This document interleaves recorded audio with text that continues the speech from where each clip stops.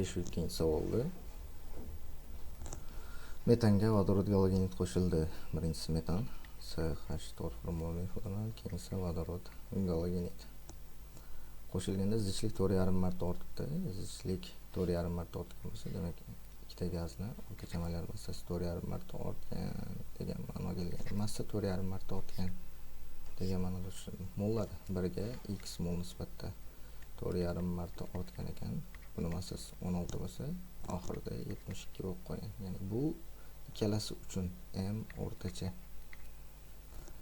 Xo'p, keyinchi atomlar soni 1,4 marta ortgan. 1,4 marta, mana tarkibida 5 ta atom bo'lsa, keyin 7 ta bo'lib qoladi. 1,4 ko'paytirsak, 5 tasi buni tarkibida bo'lsa, 2 tasi buni tarkibida ekan.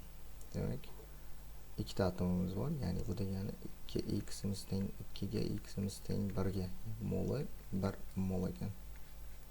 Vodorod galogenitda moli. O'rtacha molar massani topish formulasiga qo'yaveramiz.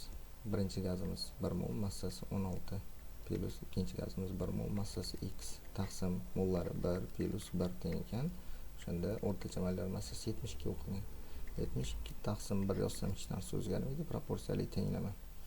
16 plus x teng bo'ladi 72 ni 2 ga ko'paytirsam 144 ga. X'imiz teng bo'ladi 128 ga.